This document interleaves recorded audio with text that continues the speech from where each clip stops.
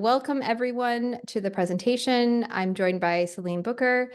Today we're going to be covering organizing and preparing to file your U.S. and Swiss tax returns. Just a reminder, Selim and I are not your advisors. This is general advice that may or may not be applicable to your unique situation. Speak with your financial advisor, accountant, and/or lawyer to advise directly related to your situation. So, introduction, Selim, you want to tell us who you are? Yes, of course. So yeah, my name is Selim Bucher. I'm the founder and tax partner of Taxperts. We do offer Swiss and US tax advisory and tax return preparation services. We are based in the Basel area, but we serve clients all over Switzerland. Our focus area are expats. We have, of course, a lot of Americans as clients because we also offer US services, but we have clients from all over the world. Our advisors all have Big Four background, including myself. That is very important for us because we're dealing with international clients. So we want our advisors to have an international mindset and understanding the complexities and the challenges expats are facing when they're relocating to a country that's new to them.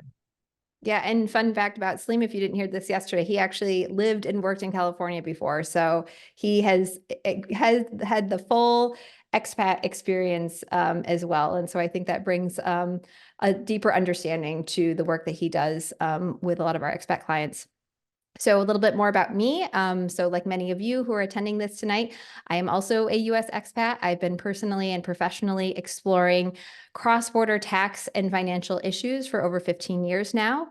I own and operate Connected Financial Planning, a fee-only financial planning firm. We say fee-only because we are only compensated directly by our clients. We do not sell any products. I've written for Bloomberg Tax and been featured on numerous media outlets, including CNN, Yahoo Finance, and Consumer Affairs. Please feel free to connect with me or Connected Financial Planning on LinkedIn and Facebook, where I engage with the broader expat community on tax, financial planning, and general expat considerations throughout the week. So let's go through our agenda. We're going to get right into the information today because we have a lot to get through. If we have time again, we'll be happy to answer any questions that were previously submitted. After this presentation, just like yesterday, tomorrow morning, you are going to receive a copy of the presentation. It sends through G Drive because it's so large. It's a lot of information. So if you have to request access, I will grant you access. Don't worry. Really, the goal here is you don't have to sit here and take notes. This presentation is going to be available as a resource for you. So it's yours to enjoy and refer back to. If this recording goes well and we're able to share it, we will do that. We'll see if my son comes in or someone starts screaming or a dog starts barking for Selim. But we will hopefully also be able to make this live presentation shareable. Okay, so let's just go back and start with the basics. The U.S. has citizenship-based taxation, which is very different than the rest of the world. It's not residence-based taxation, meaning if you are a U.S. citizen, a U.S. green card holder, or otherwise considered a U.S. tax resident, you very likely do need to file a U.S. tax return. The actual thresholds for filing vary widely, and we'll look at those in the next slide. But the income threshold is as low as $5, and that's for anyone who's married filing separately, which includes any investment income or earned income. And it's pretty easy to get $5, especially now with bank interest rates going up a little bit. Most people are getting at least $5 of bank interest income. If you were a U.S. visa holder and left the U.S., you still need to file a final return to show that you've correctly left the U.S. tax system. And it's really important to understand here that having to file a tax return does not automatically mean you owe any U.S. tax. So we're going to talk a lot about different filing requirements, but that doesn't necessarily mean you owe additional tax. Okay, so let's look at the filing thresholds. Now, I do want to make a quick note that we're going to be switching between 2023 and 2024 numbers this evening, and I'm sorry for any of the confusion, but let me just clear up why. So we are currently in 2024, which means you are just starting to receive the statements and preparing to file your 2023 tax return. So a lot of people are preparing to file their 2023 tax return, even though we're in 2024. Okay, so these are the 2023 minimum filing thresholds. And each year there is a slight increase to the standard deduction. I believe for 2024, each of these categories went up roughly $750 to $1,500 US dollars, with an asterisk next to married filing separately and self-employment income. I will get to those in a second.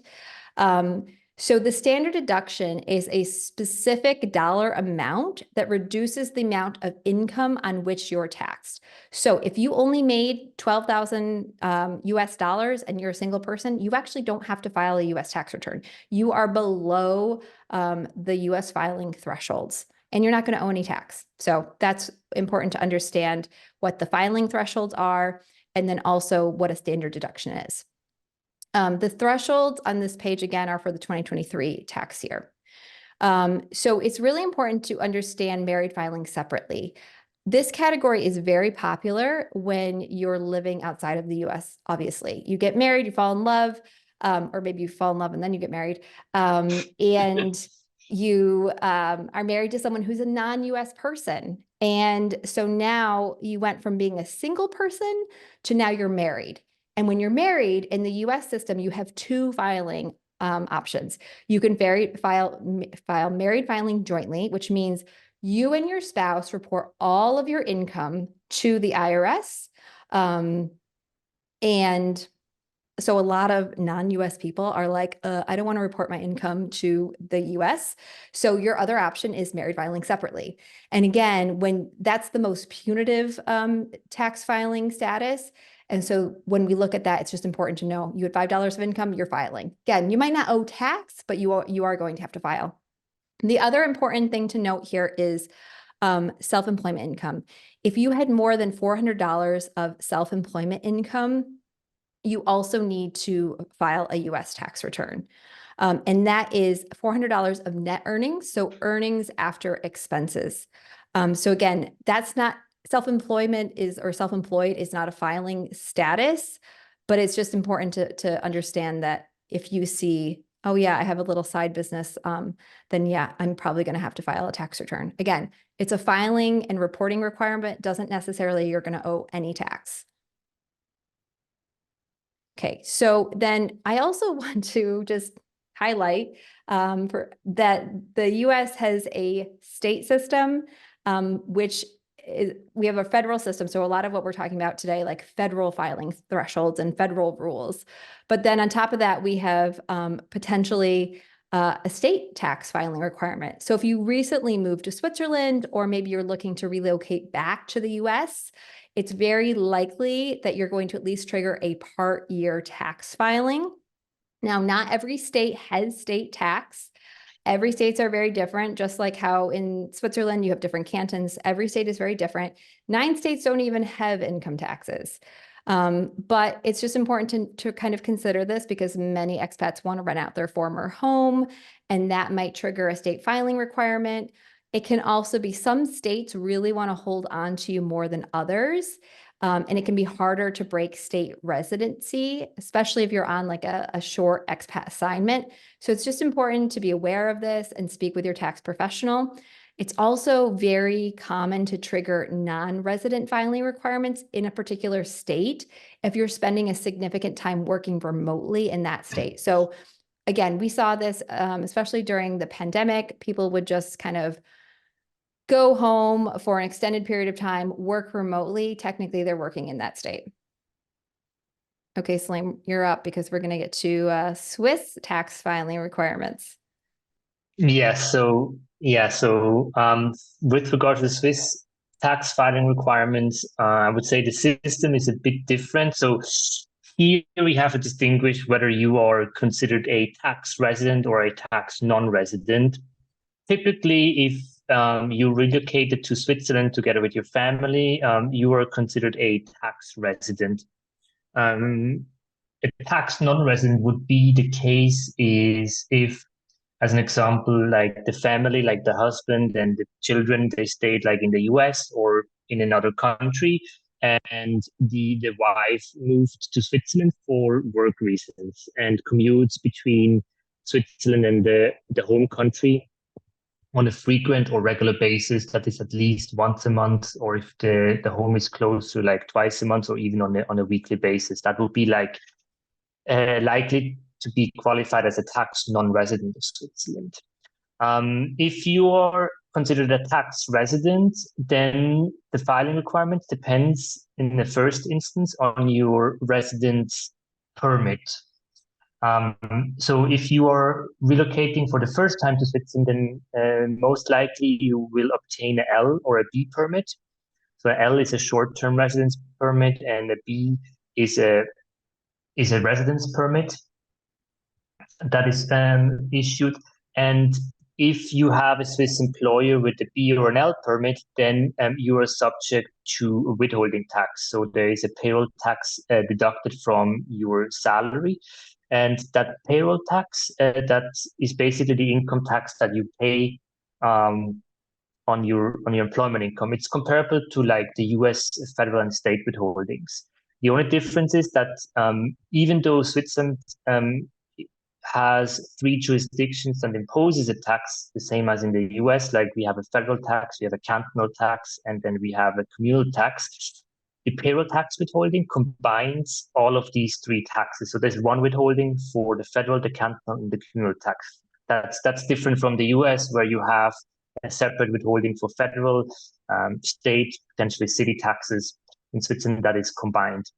So that's an obligation. So employer, he has to withhold the payroll taxes, and then whether or not you have a tax return filing obligation depends on the level of your gross compensation. And I noticed that I made a mistake on the slide here, but I will explain to you what the difference is. So if your annual gross compensation exceeds 120,000 Swiss francs, then it's mandatory to file a tax return in Switzerland, and you have to report worldwide income and also your worldwide assets. So Switzerland not only imposes an income tax, but also a so-called wealth tax on the assets that you possess at the end of the tax period. If your annual gross compensation is below 120,000, then it is not necessarily required to file a tax return. In certain circumstances, it is optional, but it can also be mandatory, even though your income is below 120,000. It is mandatory if you have other income that are taxable in Switzerland but are not subject to payroll tax, or if you have assets in Switzerland, or you have assets that are taxable and would trigger a wealth tax. As an example, in the Canton of Zurich, the thresholds are for filing a tax return with an income of less than 120,000 is if you have other income that exceeds 3,000 Swiss francs per year. So that could be interests or dividends, or if you have a side employment or a self-employment activity, or if you have assets above 80,000 Swiss francs, if you're a single taxpayer, or 160,000 Swiss francs in assets if you are a married taxpayer. So if you meet one of those thresholds, then even though your income is below 120,000, you still have to file a tax return. Then it's possible to file a tax return on a voluntary basis, and that would, of course, only make sense if your Swiss income tax would be lower than the payroll tax withholding that has been deducted. And that's, for example, the case if there are certain deductions that you can claim that have not been considered in the payroll tax rate. If for US taxpayers it makes sense or not to file a tax return in Switzerland on a voluntary basis depends a bit on the tax exposure in the US. Because if the tax exposure in the US is higher than the Swiss exposure, then it does not make sense to further reduce the Swiss taxes, because then you just file a tax return to pay more taxes in the US. If your income is below 120,000 and you don't have any deductions to be claimed, but the payroll tax rate that has been applied is incorrect. So that's happened that the employer, for some reason, applies an incorrect payroll tax rate. then you have the possibility to file a so-called payroll tax rectification. That's not the submission of a tax return, so you don't have to report your other income and assets, but you can rectify the payroll tax that has been deducted throughout the year. As an example, this could be the case if, let's say, you're married, your spouse does not work, and you have one child. But in the payroll tax rate, it has not been considered that you have one child. So it has been considered that you're married and your spouse does not work, but it has not been considered that you have one child. Then you can ask for rectification of the payroll tax to include a child deduction, and then the payroll tax would be recalculated. So this is basically the filing requirements for L&B permit holders as a resident. If you are a dual citizen, let's say a Swiss and US national, or you have been in Switzerland already for a significant amount of time, then you might have a C permit. So a C permit is an equivalent to a US green card. It's a permanent residence permit. In those cases, you are no longer subject to a payroll tax. And because you're no longer subject to a payroll tax, no income tax is withheld from your employment income, and you have a tax return filing obligation in any case. That would mean even if you do not have an employment, even if you do not have any income, you still have to file a tax return in Switzerland. So this is for tax residents. For tax non-residents, I don't want to go into all of the details, but what is important to note that Switzerland has a limited tax, or it has a limited tax obligation, or you have a limited tax obligation, and there's a limited taxation right from Switzerland. It's most of the time limited to the Swiss sourced employment income, or if you have a property in Switzerland, but you do not live in Switzerland, then you have to pay income and wealth tax on the earnings and the value of the property in Switzerland and have to file a tax return.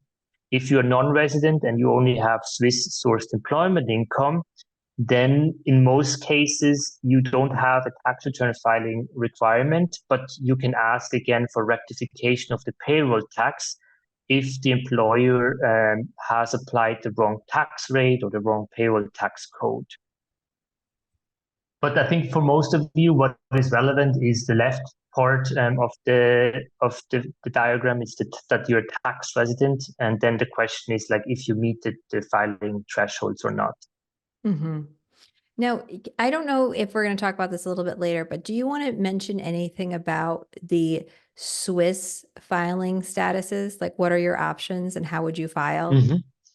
Yes, I mean, there it's quite, I would say it's quite simple in Switzerland. So if you are not married, then it's the single taxpayer status. So if you are married, then you have to file jointly. There is no possibility to file separately, unlike in the US.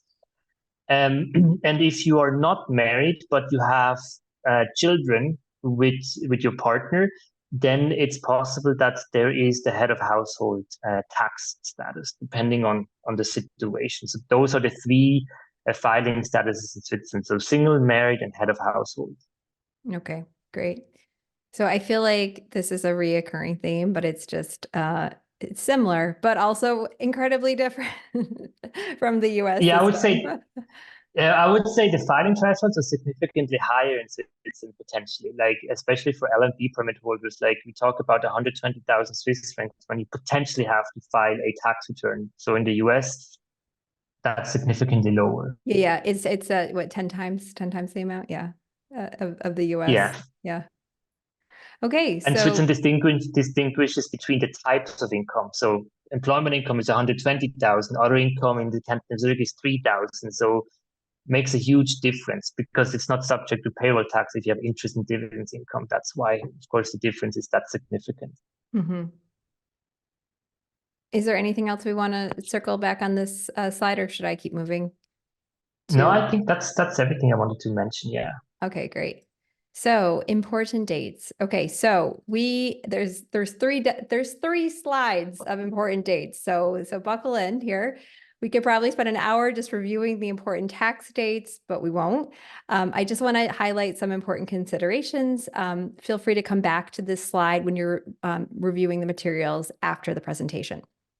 So if you are living outside of the US on April 15th, then you have an automatic filing extension for your US tax return through June 17th. It's June 17th this year.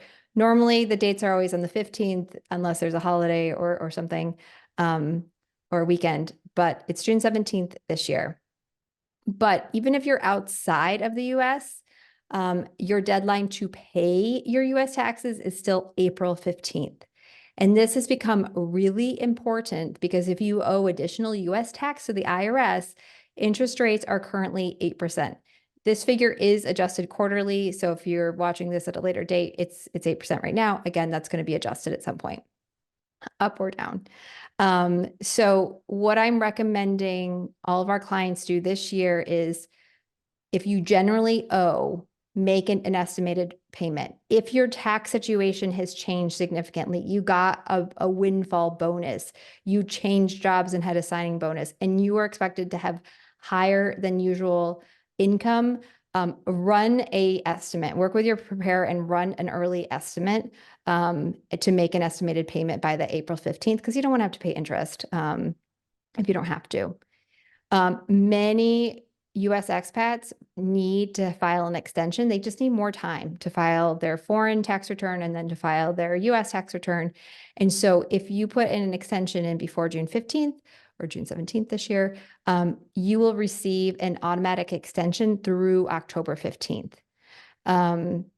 October 15th is also an important deadline because that's your automatic FBAR deadline. If you don't know what the FBAR is, we're going to be going over that a little bit later today. But just note that the FBAR is a separate filing from your US federal tax return. Another important thing to consider, if you do generally owe US tax, you're going to want to make a contribution to your traditional IRA, and you still have until April 15th of 2024 to make a contribution for the 2023 tax year. So just be sure when you are making that contribution, just make sure you select 2023, not 2024, to get the credit for 2023. So that's one way you could potentially still reduce your US tax liability in 2024. More deadlines. So if you have a very complex situation or you're just not on top of your tax situation, you can apply for an additional extension. Again, it's not an automatic guarantee.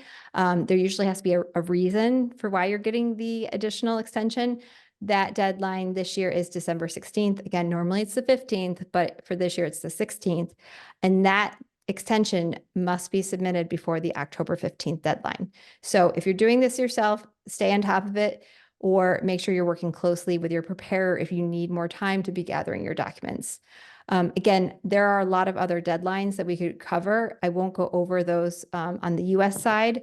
Other big thing is RMDs. If you have required minimum distributions, if you turned 73 in 2023, you have until April 1st, 2025 to take your first RMD, but then you have to do 2 RMDs in 1 year. So consider taking required minimum distributions if you are starting them and doing those on time. Again, the deadline for that is the end of the year.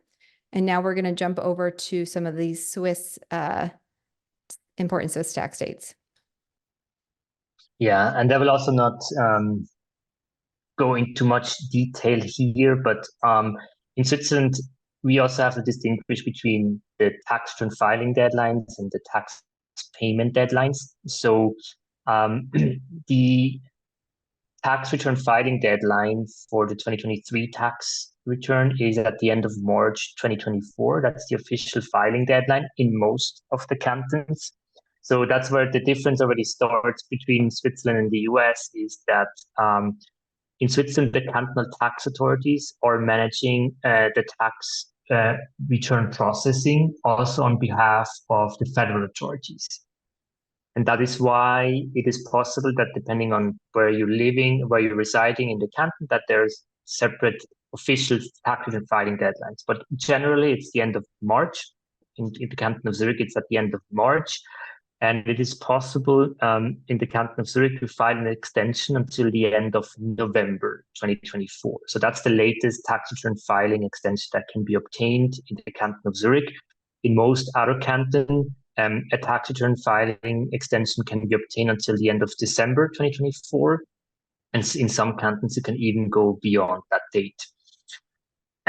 Then in terms of the payment deadline, we need to distinguish between the jurisdictions. So the federal taxes, so the 2023 federal taxes are due at the end of March 2024.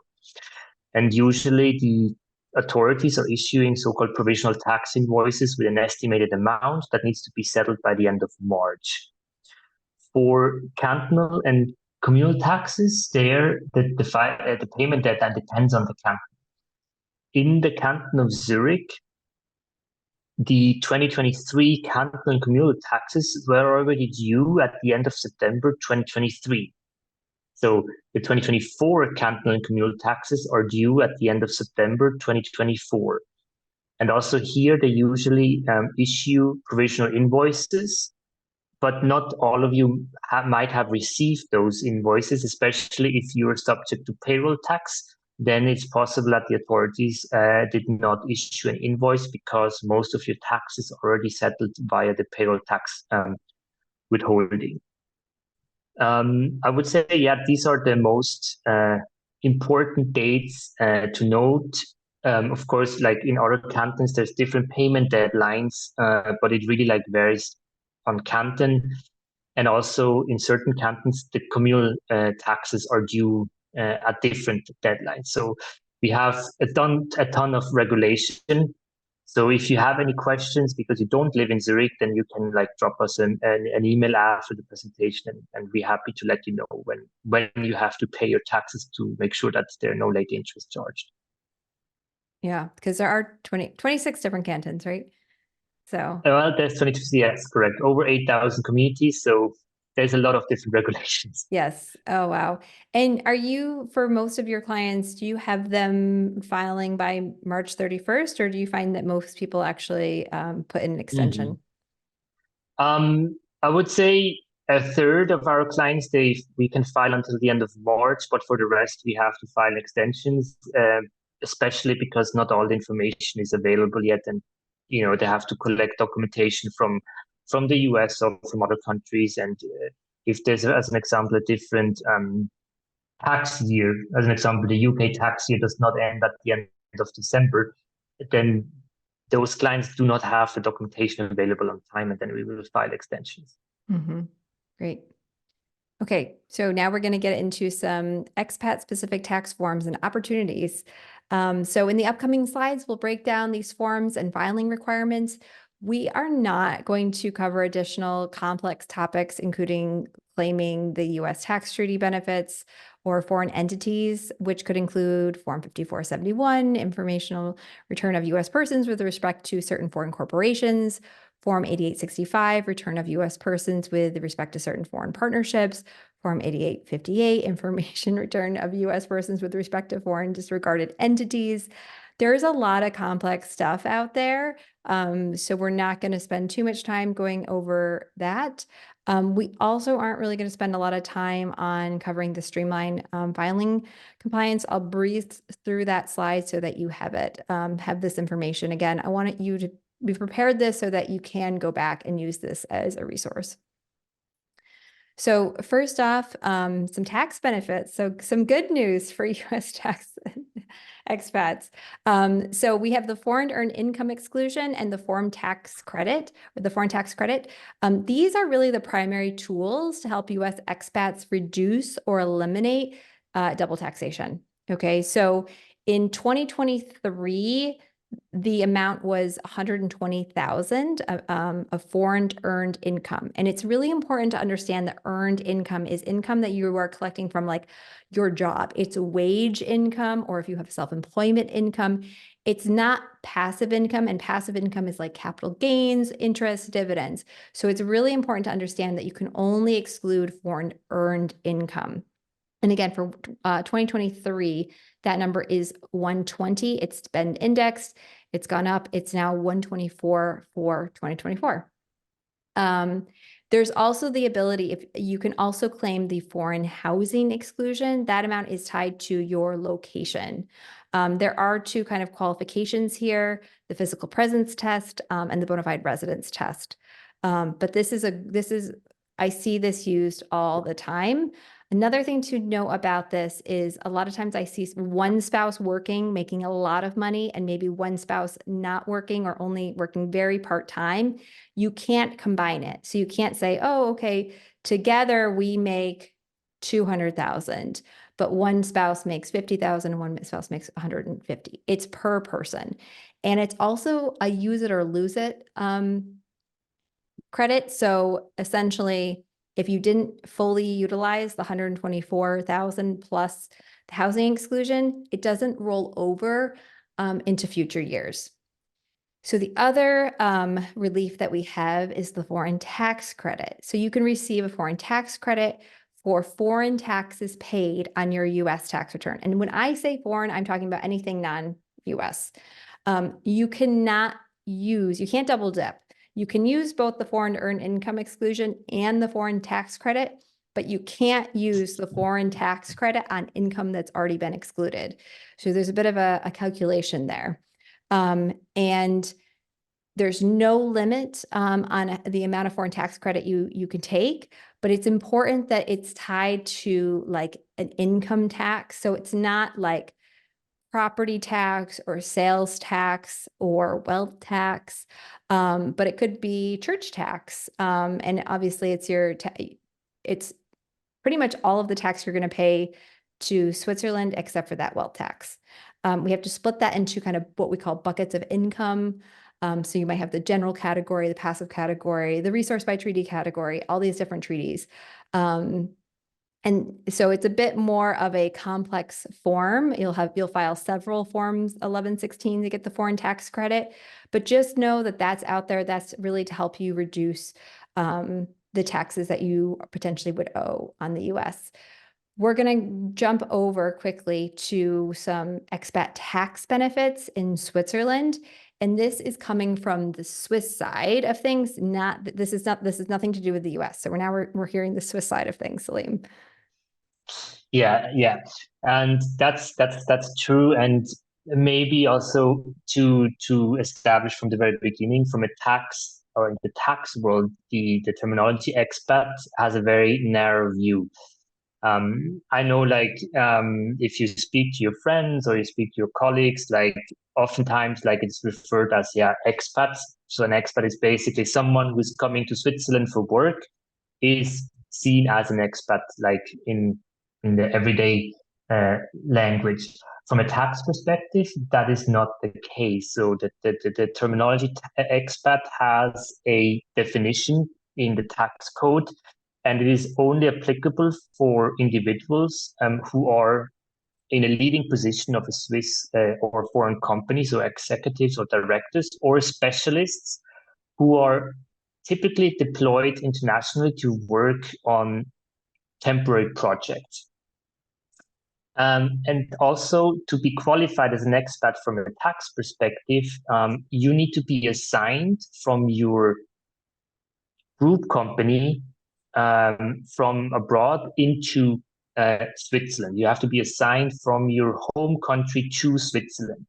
And it usually cannot be a local employment contract in Switzerland. It needs to be an assignment contract. If it is a local employment contract that you receive in Switzerland, then there needs to be certain clauses in the contract that would then qualify so you would still qualify as an expat. And one of the more important clauses is that if you have a guarantee of re-employment in your home country once the project in Switzerland is finished. And the third condition is that the employment or assignment in Switzerland is temporary. And that needs to be also defined in the assignment or employment contract, and it cannot be more than 5 years. So if you have received indefinite employment contract, then you would automatically not qualify as an expat from a tax perspective, and you would not be entitled for the additional expat tax benefits. What are those benefits? So if you qualify as an expat from a tax perspective, then you can claim certain costs that you have to relocate to Switzerland. That's usually like the airfare tickets, the shipping of the household goods and the furniture, potentially the storage of your furniture. This can be claimed as a tax deduction. So from a tax perspective, this will be seen as an employment-related expense.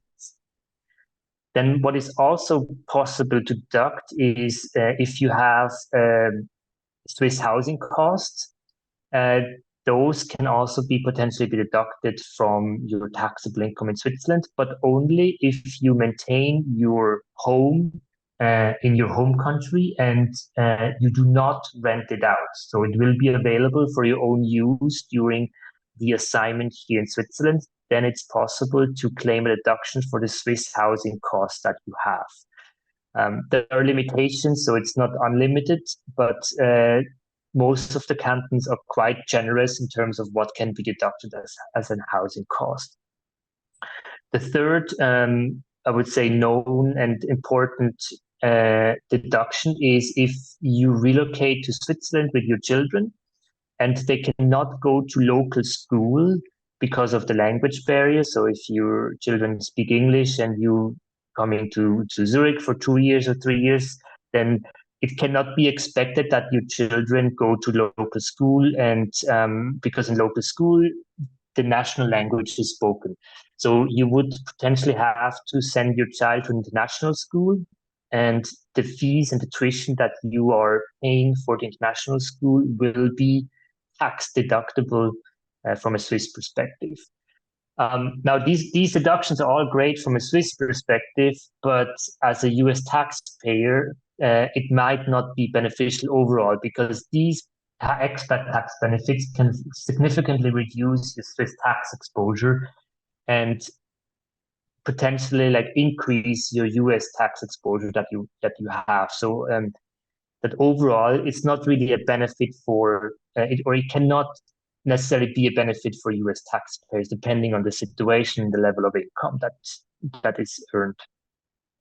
Well, in most situations, it's not a benefit, unfortunately. I hate that we're talking about Swiss tax benefits here because, yeah, I mean, this is where you're going to want to make sure you're working really closely with your global mobility team. If you are coming over here on an expat assignment and they offer you all of this, get ready for a really big tax bill because you think about schooling costs for one child, 50,000, maybe for international school times 2, that's 100,000.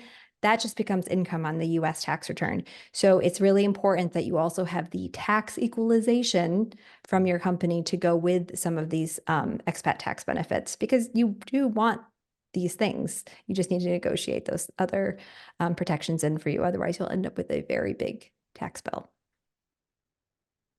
Okay. So the Swiss U.S. tax treaty, I hear about this all the time. I think we talked about it a little bit yesterday as well. So Switzerland and the U.S., in my opinion, they don't have the best treaty.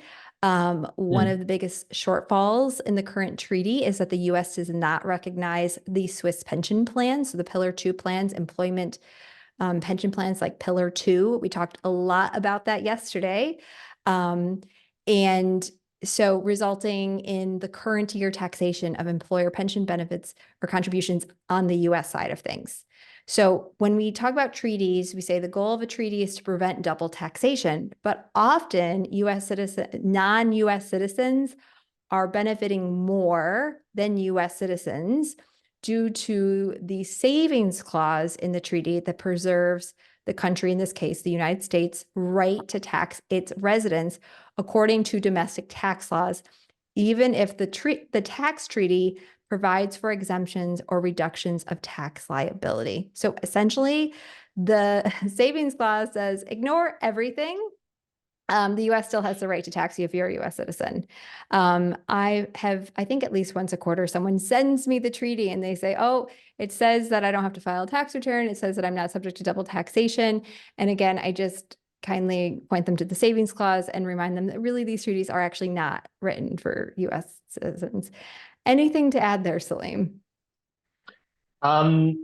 No, I think you made a good point that the savings clause is really like a disadvantage for U.S. citizens or U.S. green card holders.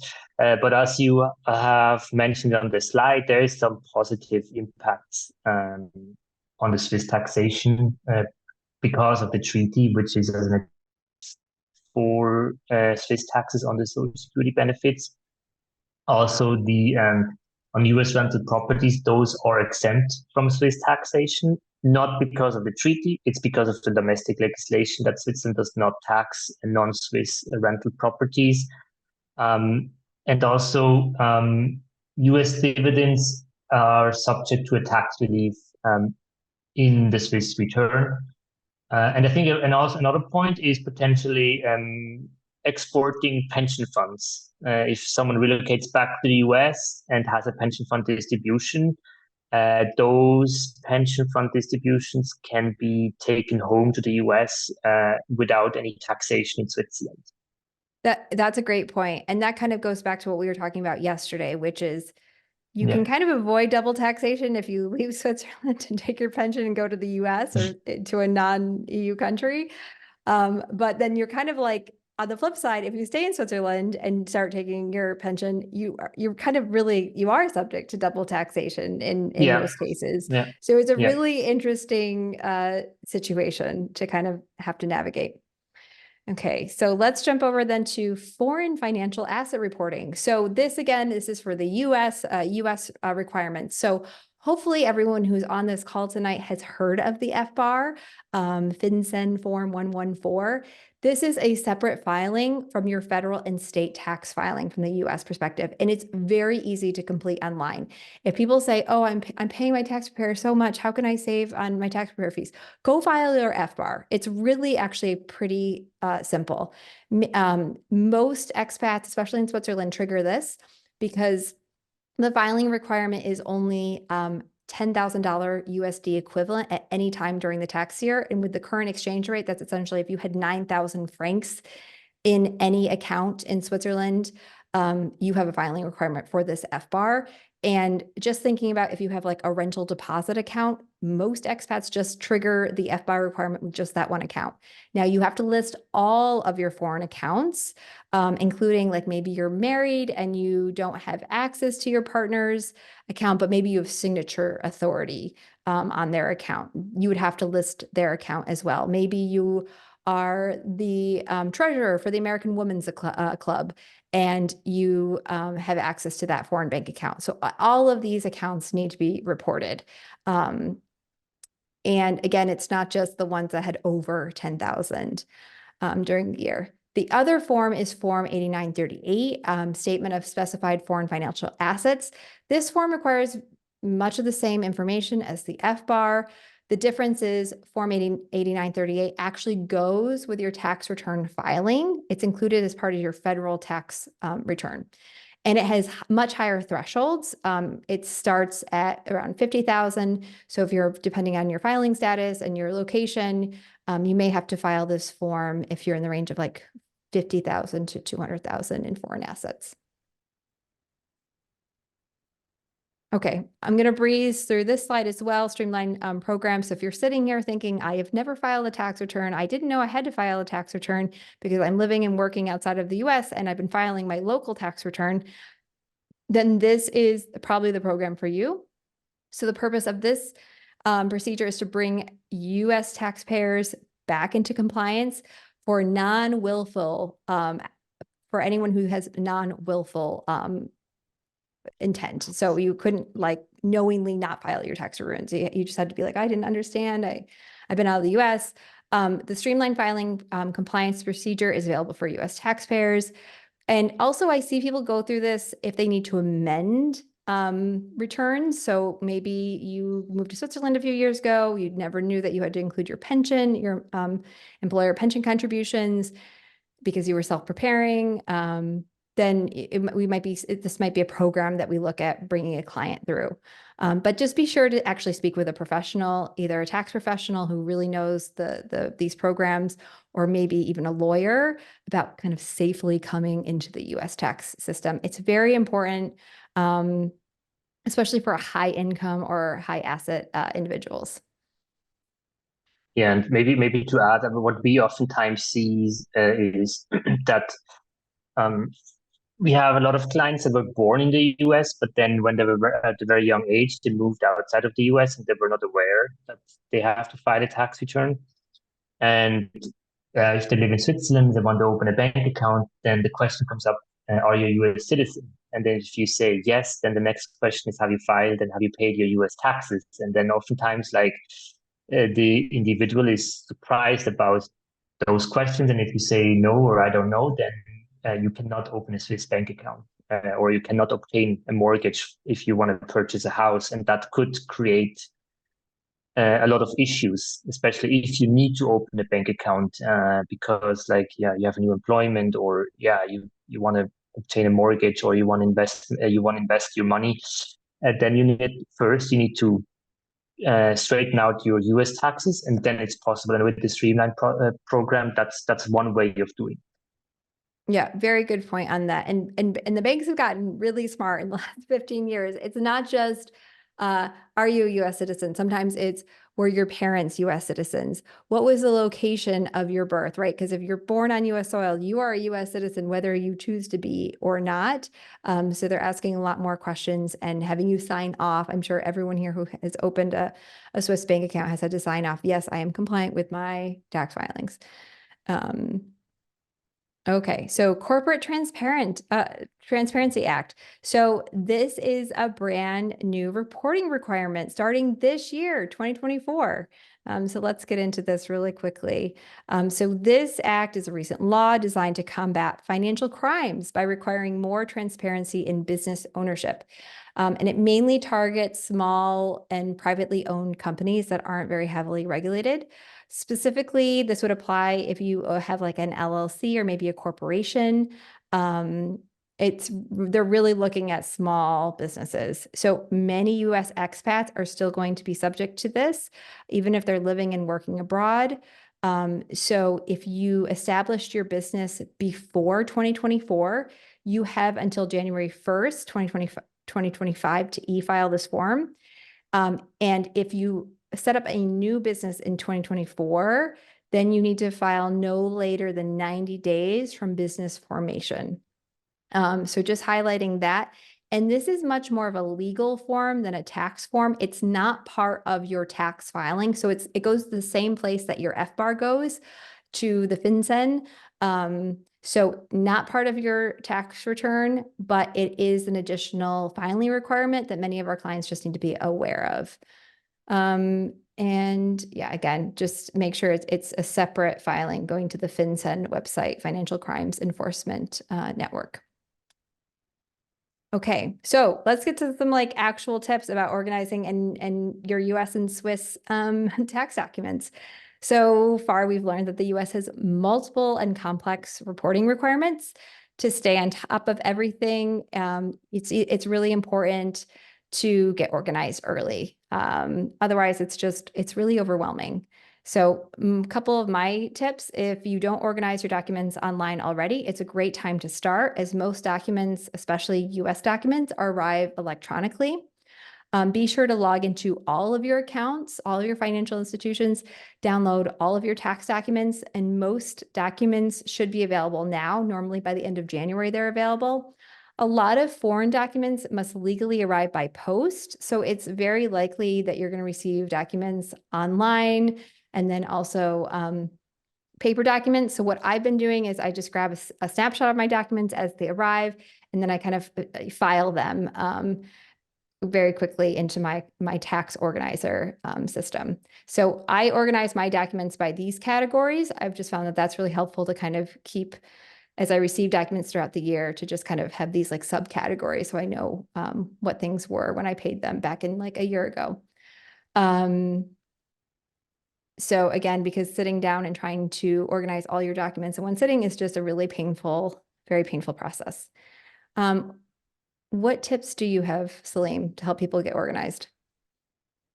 Yeah, I think from a Swiss perspective, it is very important that the relevant or the necessary backup documentation is collected because it needs to be submitted together with the Swiss tax return to the tax authorities. And as we say, in Switzerland, most of the documentation can be obtained online. So if you have e-banking access, like the Swiss banks will issue tax certificate statements because they know you need the tax documents for the tax return.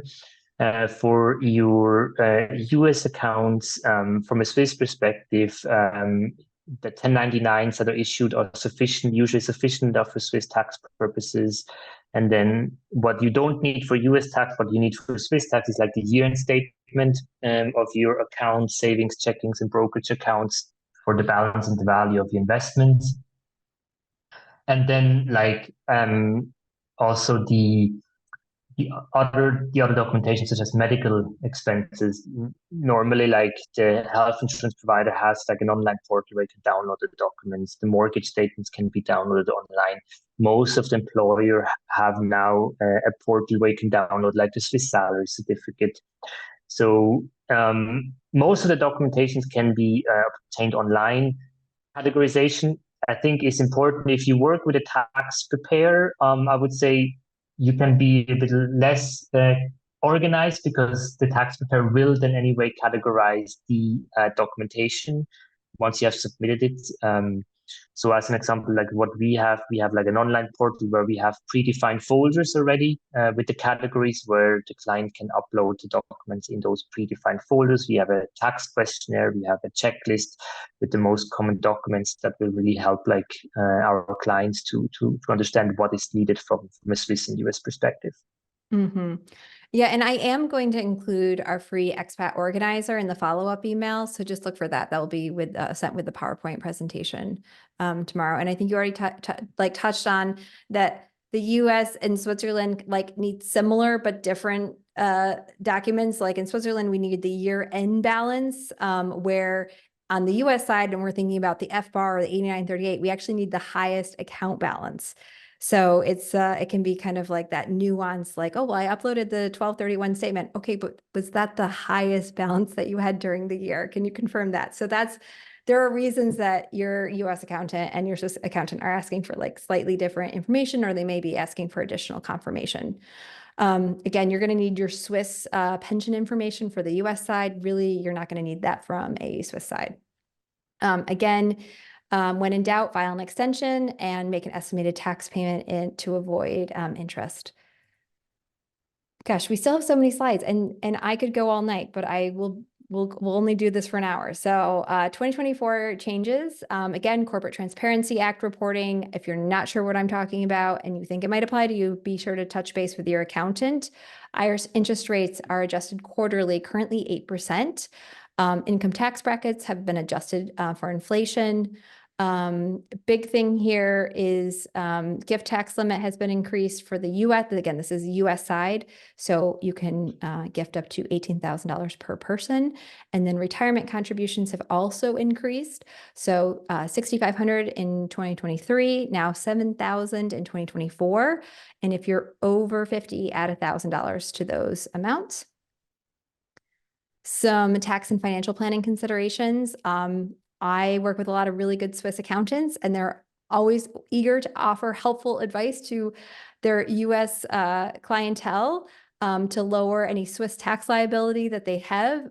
So I just say, double check with your US accountant or your US financial planner before you actually go through any of that, because you can go through a lot of planning to only increase your US tax liability. It really is like a balance. If you decrease your Swiss tax liability too much, you're going to increase your US tax liability. It really depends on a lot of different factors. So be sure that you're, getting customized advice for your actual situation. Pillar 3A accountants. In most situations, we talked about this yesterday, they don't make sense for US citizens. A traditional IRA makes a lot more sense. Capital gains tax. There's no capital gains tax in Switzerland, but there is capital gains tax in the US. So that's another difference. Going back, you can file the DA1 to claim a tax refund on your US dividends to get that down to the 15% withholding rate. Swiss real estate investments, Switzerland and the US have very different rules around real estate investments and taxation. Talked about this again yesterday, the Pillar 2 buybacks. They don't always make sense for US citizens. Again, they reduce your Swiss tax liability, which may actually increase your US tax liability. So a lot to just kind of consider that your situation is really unique. Anything to quickly add there? No, I think you summarized it very well. I think the important takeaway is every situation is unique, and it's very important to review not only the Swiss taxes, but always have a holistic view on your Swiss and US tax implications if you're planning to have a large transaction, or if someone tells you there's a great like tax optimization opportunity in Switzerland. Have that reviewed with your tax accountant, your US tax accountant, to be sure that you're actually benefiting from that optimization and you're not then penalized by an increased US tax liability. Yep, great. Okay, I'll run through these very quickly. 2023 tax season is already opened at the end of January.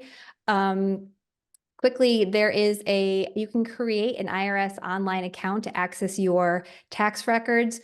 We wrote a great blog post about how to actually open an ID.me account.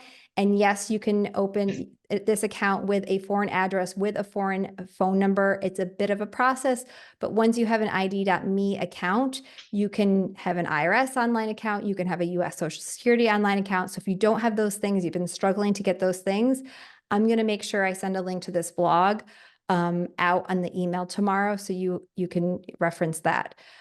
Continue to pause if you receive a letter. We see a lot of letters recently, in the last few years, sent out by the IRS. Went, oops, we didn't mean to send you that letter. So if you get a letter that just doesn't make sense, be sure to give it to your tax professional. And again, the IRS is never going to call you or a family member. So there's a lot of scams out there. So expect a letter, and even the letter might not be right. So again, this is where having someone in your corner is really important. E-file whenever possible. Again, the IRS had a huge backlog after COVID. They're still working through that a bit. It's not as bad as it was last year, but e-filing, having that electronic record is really important. Don't forget to log into your bank account, investment accounts, any online accounts, download your tax information. You still have time to make your 2023 traditional IRA contributions. Again, the deadline for that is April 15th, 2024. So if you're thinking, gosh, our tax liability is so high this year, is there anything we can do? Yes, traditional IRA contribution is what you can do. And always have an electronic copy of your filed tax return. I get a lot of tax returns still literally scanned. Their advisor prepared it by paper and mailed it to them or gave it to them in the office, and they don't actually have an electronic copy. Get yourself an electronic copy of your tax return. You're probably paying a couple $100s, if not a couple $1,000s, to have your tax return filed. So really important that you make sure you have an electronic copy. Good records, really important. That was a lot. We got through it though, Selim. Yeah, 2 minutes before 8 o'clock. Yeah. Do anything else that you want to add with tips or tricks for filing for Switzerland? No, I think we covered most of it. I think for our audience that is based in Zurich, which I believe are most of them. If you are not able to file by the end of March, it is very important that you file for an extension before the end of March, because the Zurich authorities are very strict. If you file an extension the 1st of April, they're gonna decline the extension and ask you to file a tax return within 10 days. And if you don't file within 10 days, then they might assess your taxes based on estimates, which are potentially, or in most of the times, is higher than what your actual incomes and earnings were, plus you get a penalty. So that's the Zurich authorities are very strict in that regard. So that's why it's very important, if you cannot file on time, file an extension before the official filing deadline. Okay, great tips. And we're right at 8 o'clock. Again, Selim, I can't thank you enough. This has been really fun. I always enjoy speaking with you. Thank you so much to all of our attendees. I hope you learned a lot. We'll follow up with an email. I know there was a lot of questions we didn't even get to. So be sure to reach out to Selim or I, and we'll follow up with you. Thanks again, and have a great night.